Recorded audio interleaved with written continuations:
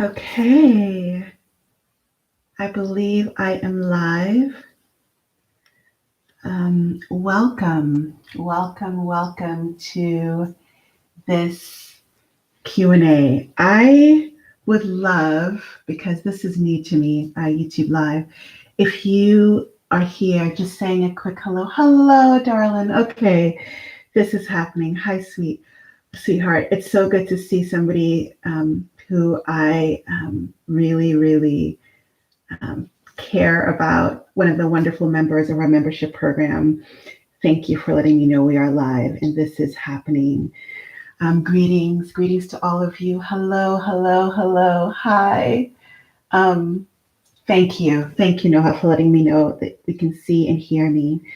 So I just invite all of you into this beautiful and blessed and sacred space that we are creating a container of together. Thank you for sharing your space and time with me. Hello from Silver Springs. Yeah, let me know where in the world you're writing and calling in from. It's so lovely to hear and see people that I have gotten comments for before and know that you are with me in this time right now. That feels really exciting. I'm so thankful to do this Q&A with you. And I just invite you as we come together, as we gather, to take a moment and exhale, release anything that is not here, anything that is not now. For the next hour, I hope to create a space that feels inspiring and calming and up-leveling and informative, and whatever medicine you are desiring. So take a moment, stretch if you need, gather a cup of tea or whatever brew that feels good for you, and breathe. Hello, Memphis, Tennessee. Hello, Cleveland, Brooklyn in the house. These are places that are really near and dear to me. Hello, St. Louis and Puerto Rico. Hello, welcome you all. So the Q&A, this is something that I offer, that I do every month with the wonderful members of the membership program that I host. I have called Your Delicious Life. Your Delicious Life is something I created 2 years ago. Exactly January 2019, I believe, is when we started. And I have probably the majority of people now in the membership program have been with me from the beginning, if not about a year in. It is an incredible community of fierce, healing, strong, loving hearts that are all about living our best, most conscious, most delicious lives. And every month I'm offering something around a topic. So this past month, December, was all about cycles, specifically the solar cycle, the magic of the solstice, and the Great Conjunction. We did one the month before about rightful speech and empowered speech. How do we navigate in the world and speak from our hearts and speak in a way that is deeply centered and powerful? We've done things on nutrition, on emotions, on beloved relationships. So every month there's a topic, and then I offer thoughts and tips, and I bring them also into my life through a personal vlog. And at the end of every month, we have a Q&A, and I answer the questions of the members. I created the membership program for two main reasons, because I had so many people who would come to me and say, I want to work with you, and either I can't afford it or my schedule was too packed. I want to be able to hear what you have to say about this topic, about this issue. And so I wanted to create a place where I could do that felt also, and here's the second reason, safe and free. And as much as I'm so appreciative of YouTube as a platform, I get to go deeper and more intimate in the membership program because we're not on YouTube, and I can share freely and without censorship a lot of my thoughts around everything from health issues to life and love and cosmic issues. So the Q&A has grown beautifully, and we always get such beautiful questions from the members. And this month is no exception. So I will be sharing the questions from the members, and the members have been so generous to have me share that with you, the people who are here who are not part of the membership program. I will also be taking in questions from you who are not part of the members here and there. I'll be answering those questions, not from the members, pretty quickly with short answers. But as a lot of the members can probably attest to, when I answer the members' questions, I like to go deep. So I'll spend at least 5 minutes on each of the members' questions today. And I believe, because of course they're always so wonderful, that even if it's not your question, you will find something hopefully of benefit, of use to you, of inspiration to you with these questions. So I'm going to start right off, dive right in. But first, if you know me well, I would love to invite you to breathe with me, to take a moment in this potent time, this potent week we're in, this sacred week, starting with a solstice, that incredible solstice on Monday, then the great conjunction on that same day, Saturn and Jupiter in an almost kiss, right? And whatever spiritual belief system you're in, this has been and continues to be a potent and liminal and transformative time. So taking a moment just to feel your connection to the earth, whether it's through your feet or through your seat. Taking a deep breath that rises up through your spine. Taking into your lungs and expanding your lungs with that air, that element of air. Sending love and light to places that might feel stuck and stagnant and sore.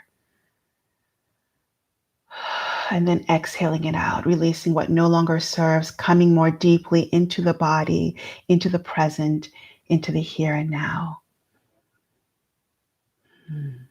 I do that as much for myself as for you. We begin with question number 1.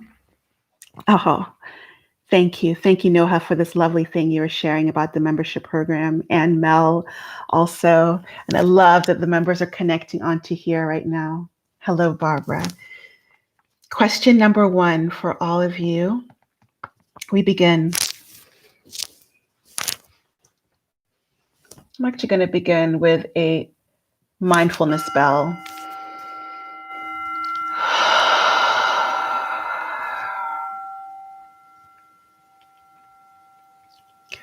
First question, I love this question, is about winter and warmth and nourishment. And the question reads, I love winter and its rawness and clarity, but sometimes it's difficult for me to keep my fire burning during this cold season here in the Northern Hemisphere. Could you recommend some healthy foods for the winter season that are supporting the inner fire, and maybe also one practice outside of food, i.e. a mantra or a ritual or exercise that warms the body and the soul from the inside? The questions are always wonderful. I'm going to start with edible food. But as I've spoken before, I definitely share this with my clients and my patients. And definitely, I know I've said on the membership program, there's so many ways we nourish. There's so many ways we nourish ourselves outside of edible food. But I'll start with that because it is elemental. It's primal. It's a connection to earth, the food that we actually put in our mouths. And the winter does offer us some beautiful foods. One that comes to mind is something I just had for my breakfast, which was persimmons. There's this cinnamony aftertaste in persimmons, throughout the taste actually of a persimmon, known as kaki. Some fuyu, hachia are 2 types of persimmons. And it's a warming food. It's a very grounding food. Other foods, I love citrus because it's seasonal, but citrus is also so high in vitamin C and in structured water. And why I bring those 2 things up is that unlike things like melons, which can be quite cooling, citrus actually has this element of it that helps so much in terms of the blood vessels and circulation. And whenever you're increasing circulation, you're bringing more blood flow into your fingertips, your toes. You're having the heart circulate more. That is warming for the body. So, eating the foods of the winter season, persimmons, citrus, kiwi, lovely. I also really love spices. And me being a West African girl, I don't know, but I think that there's something about the spices, especially when we are away from our equatorial beginnings. We're away from the Garden of Eden and we are in places that are cold. So cinnamon. On yesterday, I made a big brew of ginger and put some cinnamon cloves, mostly for aromatherapy. But if you're putting cinnamon in your, for example, your banana green smoothie, that is going to be such a warming element. Ginger is wonderful also for the circulation and also very warming root. It's more of a spice, a root than an actual spice. The hot peppers, and there's so many, anything from cayenne to your Scotch bonnets from Nigeria or Niger, all over the world, the Thai hot peppers, those peppers, and a small amount goes a long way. So if you feel like, oh, I can't stomach hot peppers, take a small amount and put that into your soups, in your salads. I put those in my salads and salad dressings. These are so beautiful. I'll tell you one when I was in California, when I lived there, I would make a citrus juice. I'd blend pomelos and grapefruit and oranges, and I'd put a little bit of cayenne in the wintertime. And it was so heartwarming and circulating. So again, these foods, the spices really help to open up the blood vessels, sometimes working through nitric oxide, which is a vasodilator. So it opens up the blood vessels and you have this circulation throughout the system and you feel really on fire. So cinnamon, ginger, turmeric, also anti-inflammatory. The anti-inflammatory roots like turmeric and ginger, also because they help to reduce inflammation, they make circulation better. So turmeric, ginger, cinnamon, and all your hot peppers are the things that come to mind, as well as your winter foods, your winter seasonal fruits. Greens are the other food many of us don't think about as being warming, but they really are. Definitely have them in room temperature. So right now I'll be having a delicious, huge salad for dinner, and I will have some hot pepper on there. But the greens are out of the refrigerator already. I take time. I make sure my food is in room temperature because we're in the Canary Islands, but it's a cool, rainy day. And the greens in the chakra system. So I've been a yoga teacher. I did my yoga teacher training in 2012, but I've been doing yoga since I was 12 years old. And that is over 30 years. And in the yoga tradition, in the chakras tradition, there is this idea of different chakra energy centers being nurtured or toned by different foods. Greens are your heart chakra opening. And when you open up your heart chakra, when you tonify the chakra of the heart, you are helping with circulation through the heart. The heart, that vessel of fire within us, helps with feeling warmth within. So greens, your leafy greens, and it's no coincidence, I believe, that some of those dark, rich, primal greens are so abundant in the wintertime. The kale, the chard, the spinach. So lots of greens also incorporating that. I could get carried away on the food, but let's come back to another type of food, another type of nourishment outside of edible food. And I want to speak about two more things outside of food that can warm you from the inside out. And that has to do with what we've been talking about in our membership program. Okay, I'm seeing some questions that I'll get to in a little bit. That we've been talking about in our membership program, which this month, the cycles, the solar cycle. So the sun, one ritual that I find so powerful to warm myself from the inside out is to commune with the solar system, to commune with the sun, that bright star. The sun is a yang energy. It's this masculine, heating energy, while the moon is more yin and feminine. So getting out when you see the sun, even on cold days, and putting your face, exposing your skin to the sun is getting that fire from the inside out. Even if it's cold, that solar power is still fiery. And when we do that, we connect to that fire that we have within. So whether it's sunbathing, sun gazing, communing with the sun, lighting a fire in your home. We don't have a fireplace in our home right now, but I light candles.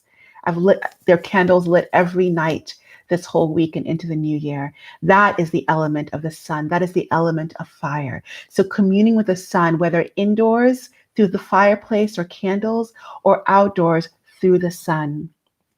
And the last one I want to offer around this question, beautiful question of heating yourself from the inside out, is Kapalabhati breathing. I'm bringing, again, my yogic training and tradition.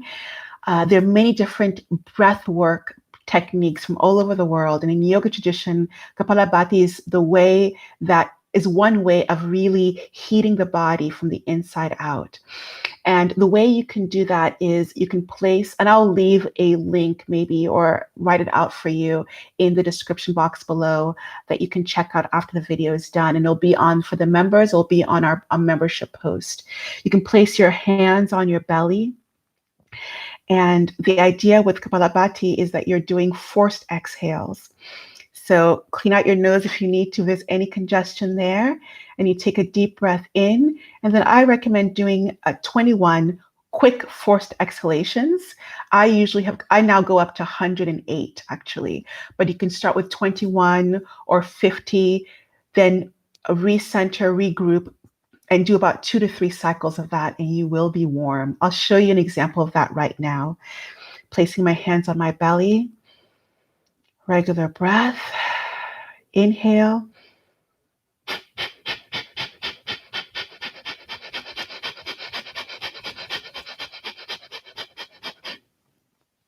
Okay, you can't see, but my breath, my belly is basically, is actually sucking in as I'm exhaling out. So try doing that. My nose is a little bit tickled from that, but it's such a beautiful thing you can do to feel the warmth within and to tonify the organs.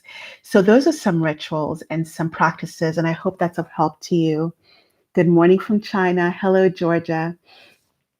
That's a fantastic question. I can think of 10 others, but for the purposes of time, I love that question. I think many of the Northern Hemisphere will resonate with that. And those are my answers. I also am a big fan of moving your body vigorously when you are energized to do so. The winter is also about lots of rest. But in the moments that you're feeling energized, move your body. As you do that, you get more circulation and that fire continues. Thank you for that lovely question. So I'll answer the ones that are not from the members, the questions I'm seeing very quickly that I see. So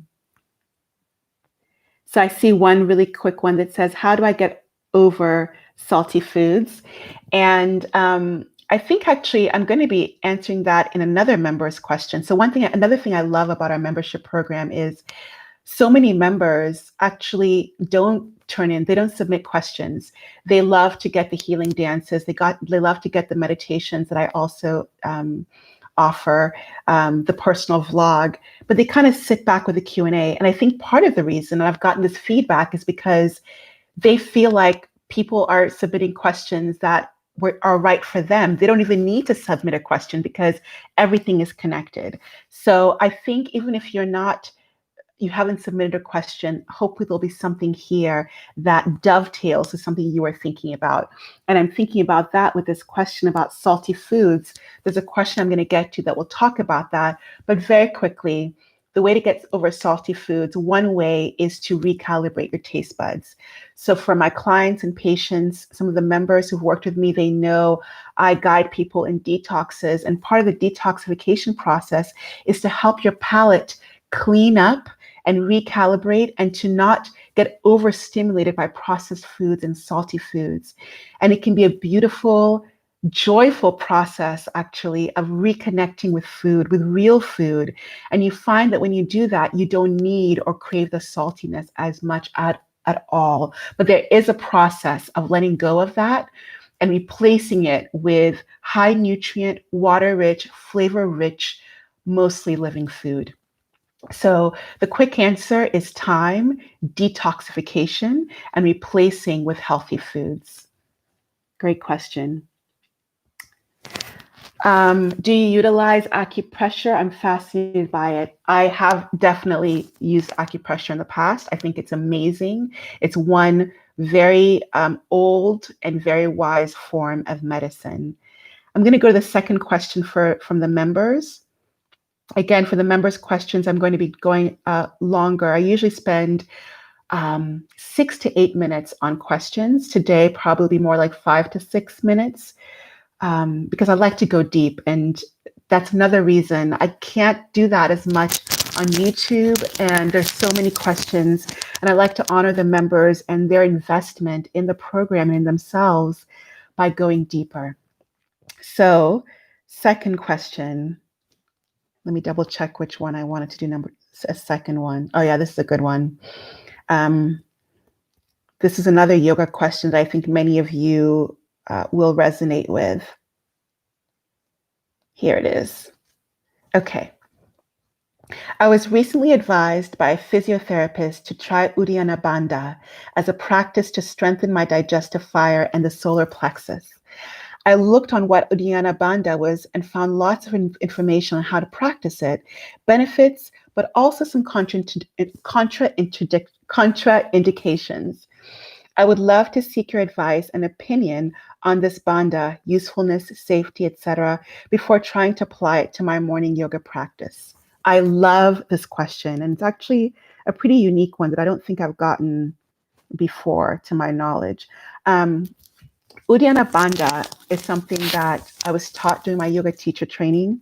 I had dabbled on. Let me know if the volume, I'm just realizing maybe my microphone is not the best. Let me know if you have any issues hearing me, please. And I'm seeing some other questions. Okay. Yeah, let me know if you have any issues with hearing. So Uddiyana Bandha is something that I was practicing before my yoga teacher training, but I got very well skilled in it throughout the training and then afterwards, even more so. It's a powerful practice. And Uddiyana actually means upward flying. So it's the idea of actually taking your prana, your life force energy, and letting it rise through your body. And the idea is you actually get freedom or liberation through doing this powerful breath practice. And what it looks like is really quickly is basically you inhale, you exhale completely, and then there's this motion that looks almost like you're sucking your abdomen in. And you hold, and basically it's a lock. It's an abdominal. It's a lock of the abdominal cavity. It is incredible for massaging the internal organs, for tonifying the liver and the adrenals, all that which is within that abdominal space. Wonderful, as the member mentioned, for digestive fire, for stimulating it, for nurturing it. But with every powerful thing, there is an importance in respecting it and knowing when to use it. This is why I love this question so much, because she's wise enough to know, okay, how do I use this wisely? It's not for everyone, and it's not for anyone at all periods of their life. Okay, so I'm going to give myself as an example. I loved Uddiyana Bandha for the things I mentioned, tonifying the organs, feeling that sense of fire within, feeling a sense of centeredness and strength, really feeling that third chakra power center in my solar plexus. When I got pregnant, and also probably throughout my entire fourth trimester, Uddiyana Bandha is not something I would do, and I don't recommend it to any pregnant woman or any woman also probably in the first few months after pregnancy, depending on how she's feeling emotionally. And the reason is Uddiyana Bandha is all about, again, this upward motion of energy and this bringing forth, this tightening and moving towards each other. It's really strong. It is the opposite energy of surrender, of release downward. So, the other time I do not recommend it is if you are a woman that is still having her monthly cycle, a monthly bleeding, to not do it during your new moon. When you are bleeding, I do not do it during then. I don't recommend during then, because that is a very different energy. That's all about downward release of the blood, downward release of the energy. And apart from lunar cycles and moons and bleeding, man or woman, if you are in a state, in a period of time where it's all about surrender and allowing and softening, this for me is not Uddiyana Bandha. Now, you might be doing both of the practices of surrender and allowing, as well as strengthening. And what I recommend is that then think about the order. So I recommend doing first surrender practices, whether through breath, through prayer, through meditation, whatever energetic practices around surrender you'd like to do, and then bringing Uddiyana Bandha. After clearing, then closing, knitting, bringing forth together with Uddiyana Bandha, then having the upward energy. So, there's some kind of very physical contraindications, high blood pressure or any vascular issues. So if you have something like high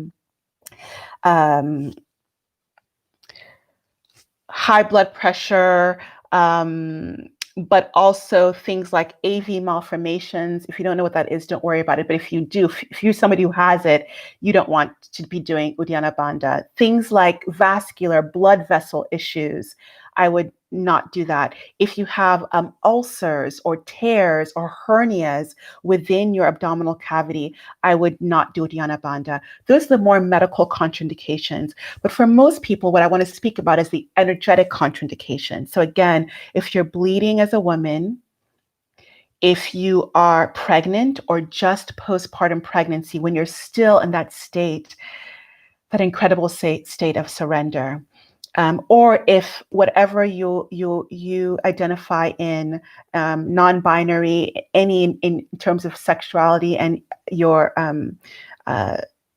identity, whatever that is, if you're in a place of surrender and allowance, Uddiyana Bandha, I would not recommend. And if you're doing surrender work as well as strengthening upward flying work, do Uddiyana Bandha after you do your surrender. So it would look like, for example, in the morning, if you're doing practices around this, first do release work. So again, maybe that's a statement of intention. Maybe that's breath work that's releasing. Kapalabhati is also very releasing and cleansing. Maybe it's dance that is more releasing, right? So exhale motions, release dance styles that feel good to you, and then doing Uddiyana Bandha. That's the order that I would do things in. That's what's coming up to share with you about that. But it's an incredibly powerful and healing practice. You just have to be careful, respectful is the word of it, of its power, and then see it, play with it, use it, and then see how it works for you. I send you so much love.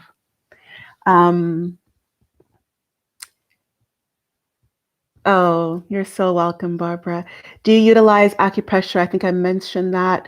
Do you experience postpartum shedding at all? I'm not sure what the shedding is in referral to. Can you write what you mean by that? Do you mean shedding of blood? Do you mean energetic shedding? Do you mean, I'm not sure. If you can write that, I would love to answer that. I love speaking about my postpartum experience to any person who is interested. PCOS. I had a hysterectomy. What vegan foods can I eat to get more protein and less carbs? Wow, that, my friend, my dear friend, I would need to spend a lot of time with you around that. So, but I will say really quickly, PCOS is really an issue of hormonal imbalance. And I would not be worried about protein. If you're getting enough calories from whole food sources, plant food sources, you will get enough protein. What you need to be more concerned about is avoiding too much estrogenic foods. And we're going to talk about that in a coming up question. So stay tuned for that question. I would not avoid the carbs. Carbs are not bad. It's just the source of carbs. You want to avoid processed carbs, but fruits are carbs, and fruits are so healing for PCOS. I've helped many women, guided women, in getting off things like metformin and other medications on PCOS and reversing the hirsutism, the hair growth on PCOS. And fruits were at the mainstay of the nutritional component of that healing protocol. Oh, you're so welcome. I'll do one more quick question. Body soap recommendations. I don't use body soap. That's the beauty about having a diet that's very clean. I water wash only. Yeah, I water wash only. And I'm a big fan of oil cleansing with my body as well. So using beautiful oils like jojoba, spiked with essential oils. I have an essential oil YouTube video, so check that out, about medicinal benefits of different oils. And so I would work with you about which oils would make sense for you, but you can do your own research using jojoba oil, even olive oil, but I love jojoba, spiked with an essential oil, rubbing that on your body in this beautiful, sensual, self-loving practice, and then using a hot cloth to then take that off. Oil cleansing has been done for millennia, and it's one of the most beautiful ways of preserving gorgeous skin while cleansing the body. You're so welcome. Okay, I'm going to move on to the third question from our wonderful members. The program also just attracts people who are ready to be living their most delicious life. And it's an honor to be with them and to gather their questions and to offer my dance and offer my meditations and offer my suggestions on how to keep up leveling, right? Up leveling, because the world is in such need of it. Our souls are in such need for us to live our best lives, and our loved ones are in need of it also. So it's so lovely to gather with you all, and it feels really special just to know that at this moment we're all tuned in here. Okay, question number 3. This is a good one. So here it is. My question this month has to do with processed ingredients that we sometimes use in preparing raw vegan dishes. I have read both positive and negative opinions from various people in the raw vegan community for several years. I trust your knowledge and your experience of living a raw foods lifestyle. I'm specifically referring to Bragg's aminos, nutritional yeast, apple cider vinegar, and coconut aminos. I generally use these ingredients in my raw cheeses, salad dressings and dips, raw soups, and as a type of seasoning. Could you shed some light on how to best consume or not these foods and suggest some alternatives if they are really not a healthy option? I love this question. Thank you to the lovely member who sent this. I love this because this puts some attention on the all or nothing mentality that I sometimes see in especially very well-meaning and very small and very specific groups like raw vegan communities. I have been on a raw vegan lifestyle and a raw vegan diet for over 9 years now. And I think part of my longevity and my success on it and having thrived on it and having had a beautiful, healthy pregnancy, beautiful, healthy, orgasmic childbirth, having a wonderful postpartum experience and having enough breast milk for my now over 1-year-old child, I say all those things, by the way, because there can be this idea that raw veganism is only good for certain types of people and for certain parts of our lives. And I believe that a healthy, raw, living foods diet is amazing, healing, nourishing for all parts of our lives, including the more demanding parts of our lives, like pregnancy and birthing. So I've been thriving on this lifestyle for over 9 years. And I think part of that is because I didn't get caught up in the all or none, the perfectionism situation. I do not subscribe to anybody's raw vegan protocol. The only person's I'm my own guru. My spirit is my own guru. And I invite you to practice the same thing. Don't look to me, don't look to anybody but your spirit within. That is why I'm such a proponent of sitting with a still voice within, sitting with a still small voice and asking yourself, is this working for me? This is why I'm a big proponent of mindful eating. So you can tell for yourself, when I have nutritional yeast, how do I feel the hour after, the next day after? When I put Bragg's in my sauces, how do I feel the hour after, the day after? I don't care if some raw food guru is saying that food is amazing and it's fine, or the opposite. Someone's saying nutritional yeast is horrible, processed, terrible food, and if you do it, you might as well just be eating cooked food and meats all the time. It's an exaggeration, but I think you get my point. Part of my point is figure out what works for you. And that requires mindfulness. It requires nurturing your intuition. It requires letting go of so many rules and regulations. So I'm going to give you my example from myself. I do not use Bragg's because I don't like the fact that it has soy. So one big difference between Bragg's and coconut aminos is that Bragg's has soy. And I find that there's a lot of soy in so many things already. And I used to do a lot of soy when I was eating cooked food and I was vegetarian or pescatarian. And this is going to get to another question in a moment, that caused some hormonal imbalances within me. So I tend to not do soy at all. That's me. That is my individualized decision around that. For another person, they may do great on Bragg's. Let me be clear about something, first of all. All of these things are processed foods. Okay, it's not something you're going to find when you go out to your beautiful garden. You're not going to find, a mandarin, a kiwi, a little bit of arugula, and some Bragg's, right? You're not going to find that.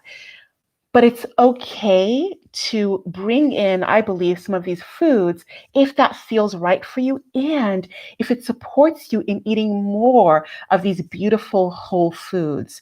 So if putting a little bit of nutritional yeast or coconut aminos or apple cider vinegar to balance out the sweetness in your salad dressing helps you eat more salads, helps you enjoy your living foods, your whole foods, please, instead of thinking, oh, this is bad food, I invite you to do it as long as you don't feel bad afterwards, meaning headaches, nausea, skin breakouts, digestive discomfort. And you may have to play with it. So a lot of what I do with my clients and patients is elimination protocols and figuring out what foods work for them and what doesn't.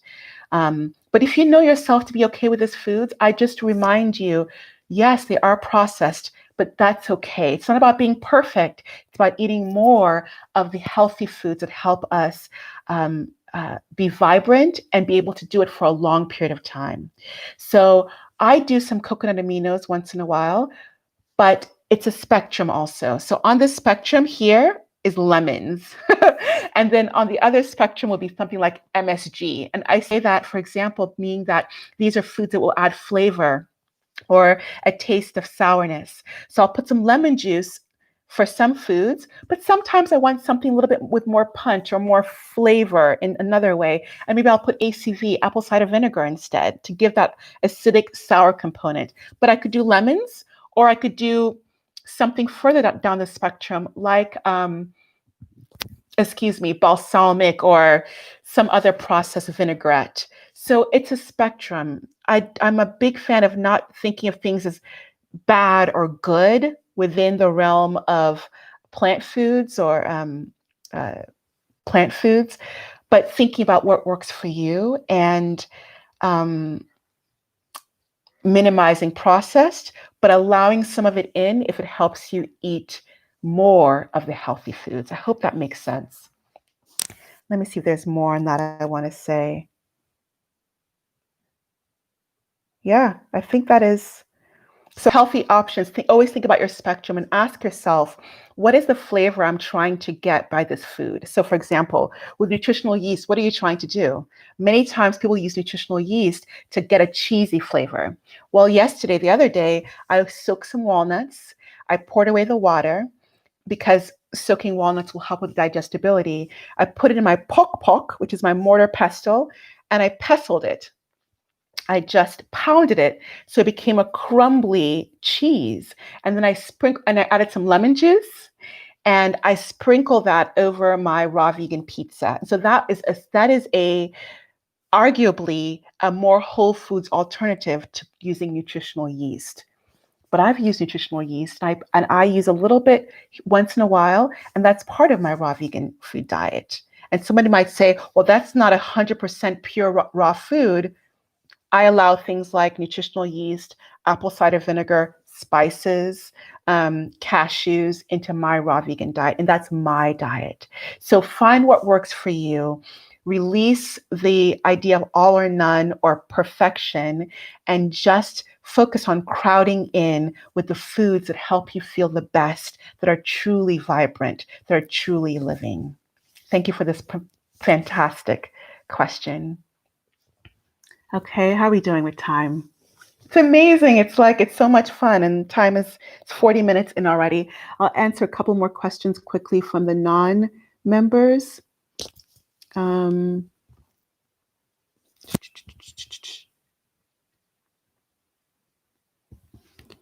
I love what you're doing. Recipes and dances. Thank you. Do you think that 100% raw vegan diet is really adapted for someone with inflammation such as IBS or Crohn's disease? I have worked with people who have IBD, inflammatory bowel disease, some with ulcerative colitis, some with Crohn's disease, who are eating 100% raw. Yes. But again, it goes back to what I just said. Find what works for you. Maybe it's a predominantly raw foods diet, but not all raw. It depends also where you are, right? So if you're in the tropics, eating 100% raw that's fruit-based might be more gentle on your system than maybe being in France in the winter and you're trying to eat raw broccoli. That might be really hard if you have something like UC or Crohn's. Every body is different. And here's where I would partner with a holistic practitioner who understands nutrition and who understands a vegan diet to find what works best for you.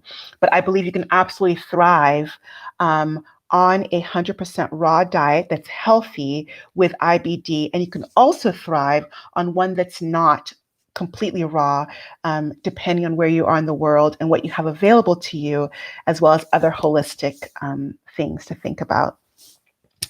I'm going to go on to question number 4, because of time, to make sure I'm honoring the time and honoring your time from the members. I hope you're enjoying this so far.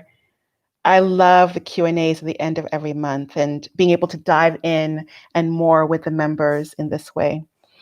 So here is question number 4. It's about night sweats. For the last year and a half, I've been experiencing intermittent night sweats.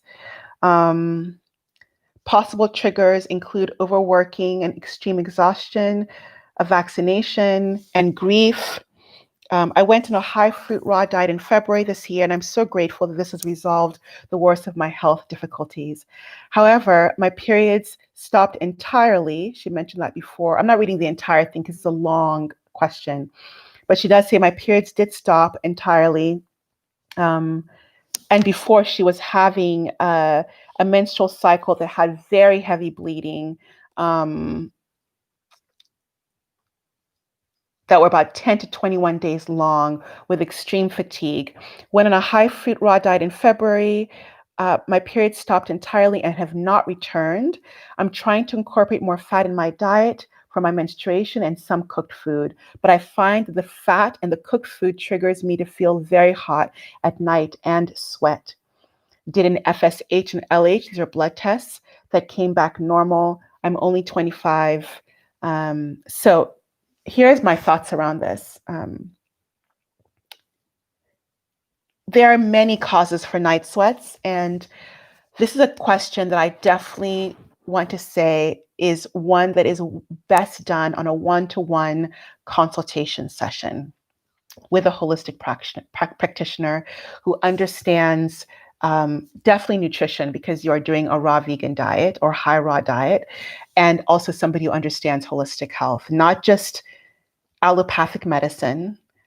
So my training is in allopathic medicine, but also holistic, integrative holistic medicine.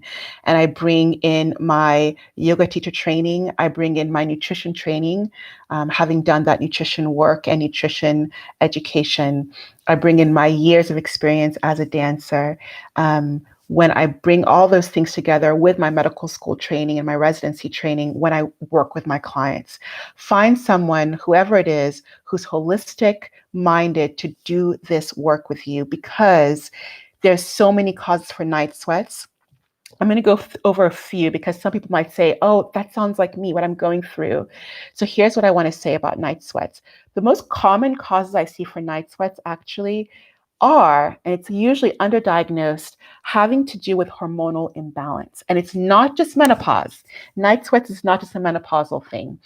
You mentioned not having drenching night sweats. Many women who are going through menopause have drenching night sweats, but some don't. But outside of menopause, here's where I want to pick up on the PCOS question. If you have estrogen dominance, PCOS is one example of that. Fibroids is another example of that. Some breast cancers is an example of that. It just might be underdiagnosed. There's so much xenoestrogens, metalloestrogens, mycoestrogens in the system that we, both men and women, but especially women, take into our system, and it causes hormonal imbalances. Stresses will also do it, because cortisol, too much cortisol, which is produced by stress, can cause something called progesterone steal and cause a ratio that in which the estrogen is higher. All this can result in a hormonal imbalance that might lead to night sweats. So it's not just about getting FSH and LH. I recommend checking things like your estradiol levels. I recommend checking things like your thyroid, a TSH, free T4 and T3, because hyperthyroidism can also cause night sweats and high fevers sometimes, but more things like night sweats and lots of sweating. Looking at your adrenals, something called a pheochromocytoma can cause also night sweats. So looking at your entire endocrine system with a practitioner, and the practitioner would ask you other questions to see what, apart from night sweats, are you experiencing that could be the cause of this. I definitely think that hormonal imbalance is probably a big part of what's going on with you, because your periods have also stopped. I do think that it's important to make sure you're eating enough calories. If you are eating enough calories, after a recalibration period, your periods should come back. Okay? I believe that's a healthy thing. I think women, even if it's light bleeding, I've been doing a raw vegan healthy diet for 9 years, and ovulating, and again, being able to be pregnant very easily in my 40s. And I had to be eating enough calories. If I didn't eat enough calories, I would see that my period would start going. A light period, 2 to 3 days, painless, that's what I'm used to. And that you can get very easily on a healthy living foods or high living foods plant diet. But if you're not eating enough calories, that's when your body says, okay, we're not, as a woman, we got to preserve here. So we can't be in the process of getting pregnant. And so it shuts down your sexual hormonal system in terms of ovulation and the release of the egg and the release of the uterine lining. So the fact that you're not having your period for a while does concern me. I do think there can be a recalibration process when you change your diet for a couple of months, but several months without your period, that warrants looking at. And that's probably related to this night sweats. And so I would look at the underlying cause of your night sweats in hormonal imbalance. working with a practitioner. But I also want to say that other causes for night sweats can be infection. So getting blood work, looking at a CBC, looking at your white blood cell count. Again, please work with a practitioner on this, because you may not have fevers, but you may have an infection within. In the past, diseases like tuberculosis, especially, were notorious, and malaria, notorious for causing these night sweats. But there are other infections that can cause night sweats. And so it's good to make sure that that's not happening. So getting some blood work around that. Cancer is one that we always have to rule out with night sweats. We love to do that as practitioners.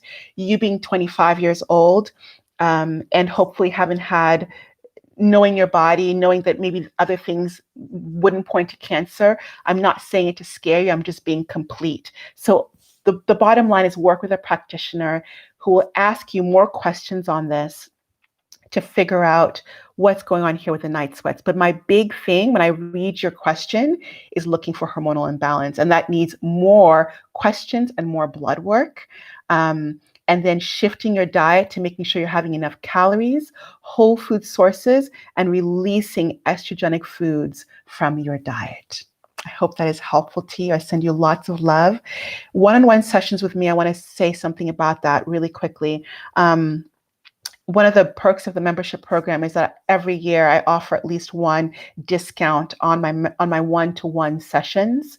And also, I give space for the members to work with me. Right now, I am booked in terms of one-to-one sessions till the end of February. And the only people who I'm working with new are members. So this is another lovely perk of the membership program. But I do want to say here that after February, if you are desiring to work with me one-on-one, just reach out to me on my website. I'll leave a link to the website below to set that up.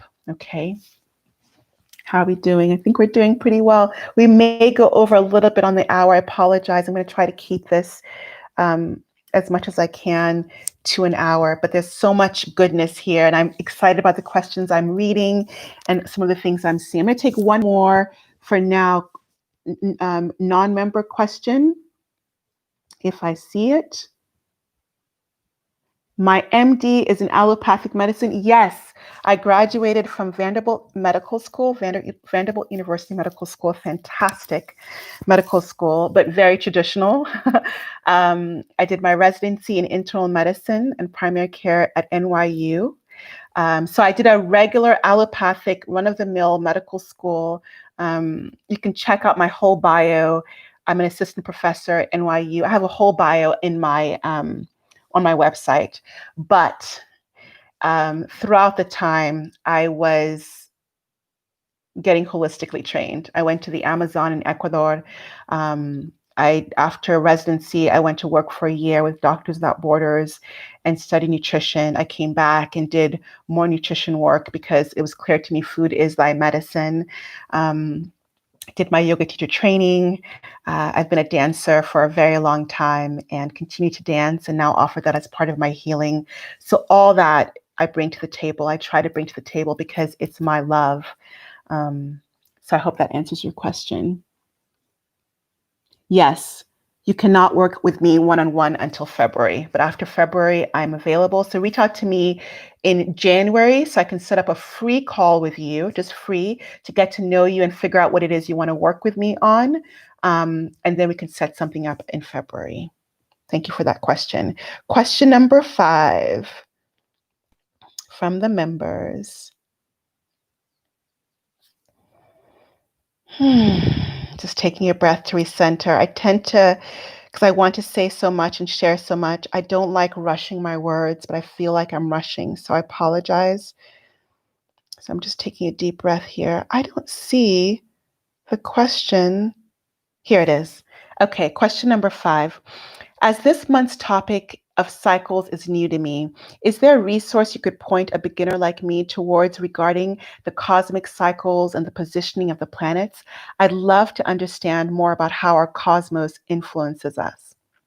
And then she says, thank you for this month's topic. I'm very inspired to reverse some things this upcoming solstice. And the idea of preparing for it makes me feel very excited. Yeah, I love the topics we focus on every month. Every month is something new, and it always feels really timely. So again, this past month in December, we're focusing on the cycles and this incredible solstice that we're in right now, that just happened, and the great conjunction with Saturn and Jupiter.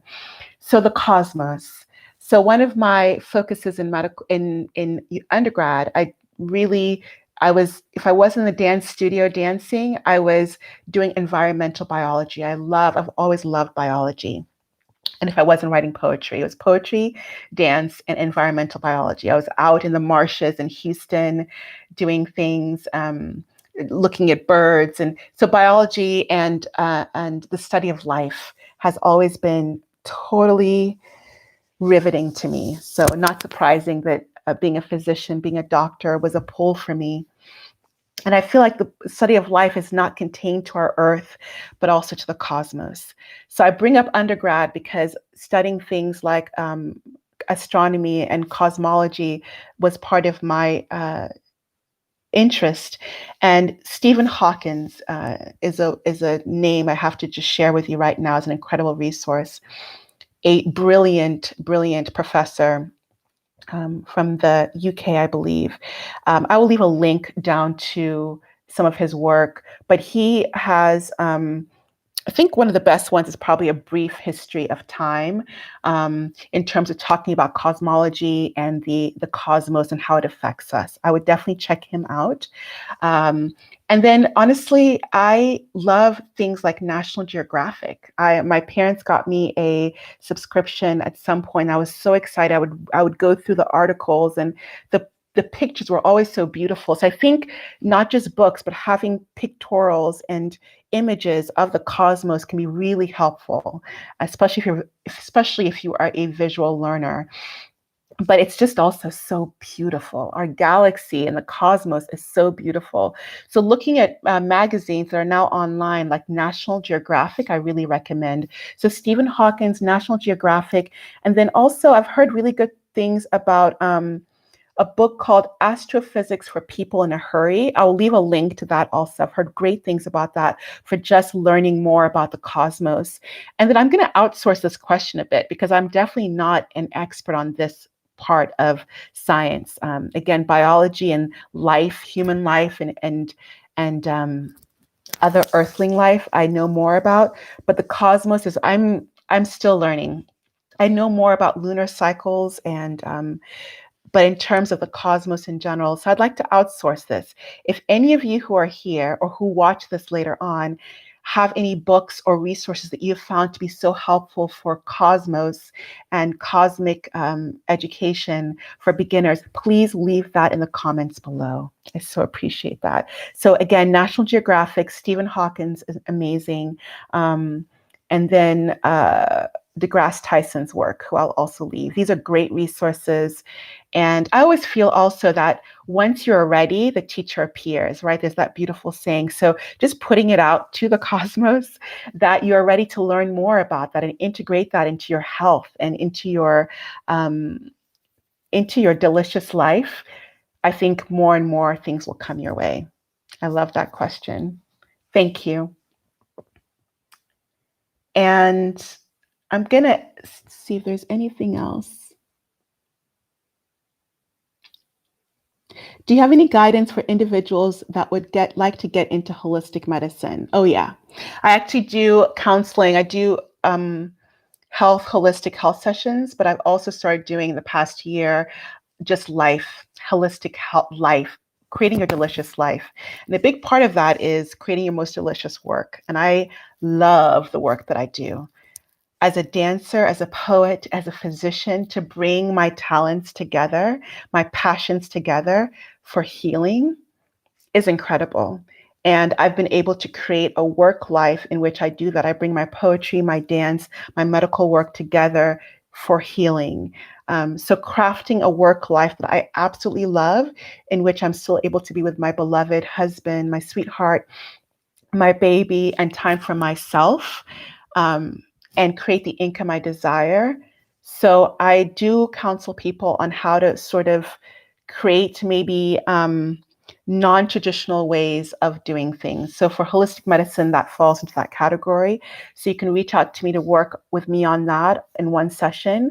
I also think the Institute of Integrative Nutrition, IIN, check that out, is a great resource for people who are interested in just different avenues of holistic medicine as well as coaching, just like life coaching, health coaching.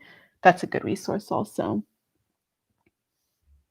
Oh, lovely. Thank you. Thank you. Sacredtext.com has a link to a few books on astrology. Beautiful. Thank you for that share.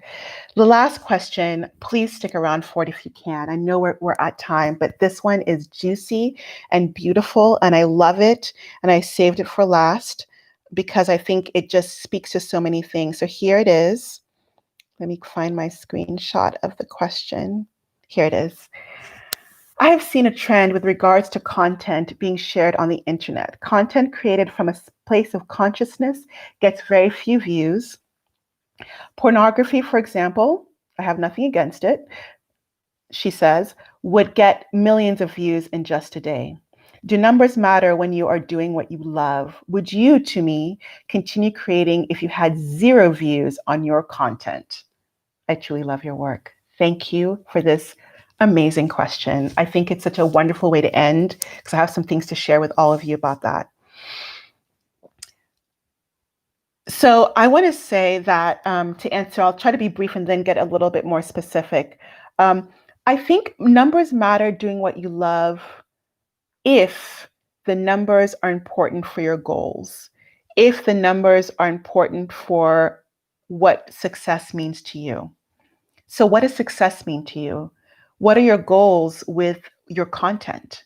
If your goal is to reach the entire world with what you are doing, numbers matter, right? If your idea of success is to have 1 million views, have a viral video on YouTube, have 1 million subscribers, numbers matter. So getting very clear about the why, again, the why of your content creation is so important. I will share very personally, this is something I do with the members much more than on YouTube on my regular videos, but I'm going to get raw and real here. When I first joined YouTube, I was doing it just to house my dance pieces to then apply for festivals. And then I started speaking about holistic health. And then I started saying, oh, wow, that video got this amount of views but that person's getting that amount of views. And then at some point I was like, whoa, whoa, whoa, whoa, whoa, whoa. Thankfully, that happened very early on.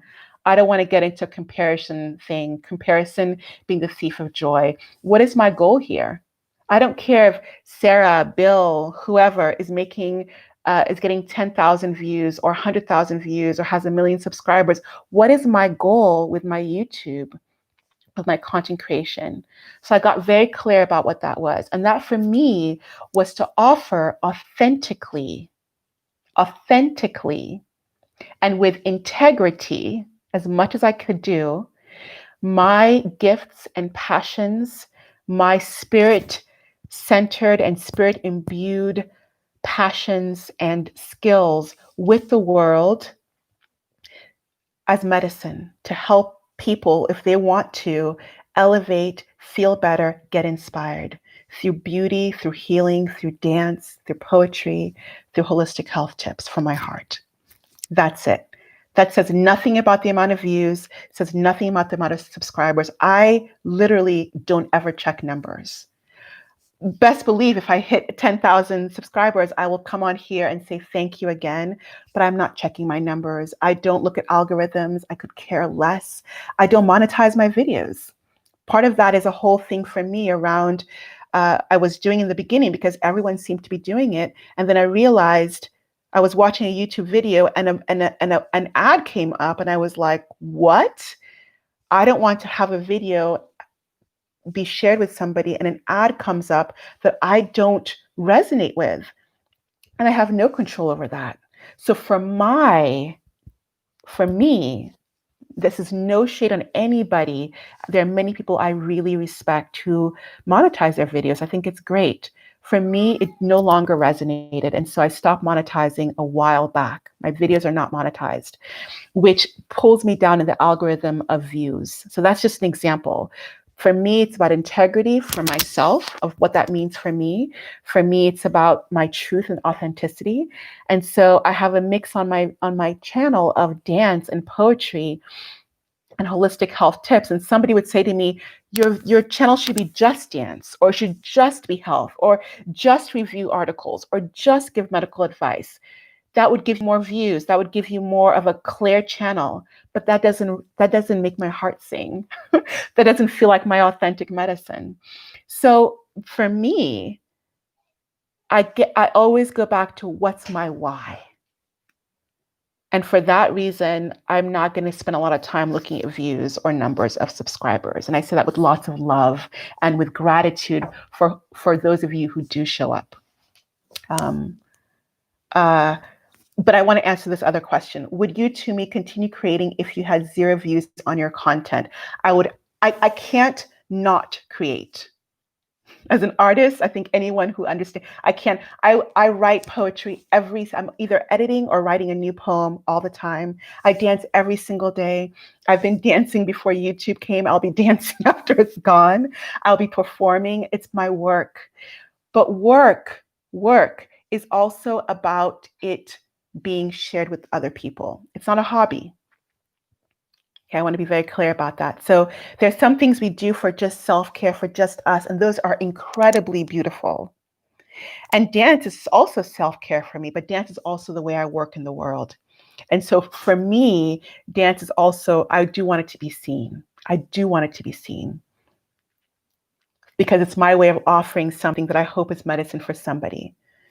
So I would keep creating even if it was 0, but I'd be unhappy about it because I want my work to be out there, to be helpful and supportive to people. So getting very clear about what is work for you and what is more of play and self-care. And sometimes they overlap. But work, I believe, is really about how do we navigate in the world and authentically give our gift to the world to elevate the world. That's work. Might be a weird definition of work, but that's work. Okay, I know I'm over time. I just want to say, obrigada. Thank you. Thank you. So, thank you all. I want to honor time. Thank you for being here with me, for sharing this space with me. I want to say big gratitude. Thank you to the amazing members of the membership program. You make this joyful doing this work. And to those of you who are not members, and if what we shared here, if it's speaking to you, please check down. I'll leave a link in the description box below on how to join the membership program. You can also check my website out. It'll have a link there. You can stay for a month. I will share with you many members stay for multiple months. Some people have been with me for 2+ years, 2 years now since I started. But there's no strings attached. You come for as long as you want to, a month or longer, and dive into this incredible community and up level into living the most delicious life that you are deserving of. And we are all deserving of living our best lives. I thank you for your time. I see so many of these. Thank you. Thank you. I send you so much love. May you have a beautiful movement from this year to the next year. May we level up, all of us. Blessed be. Take care. Much love.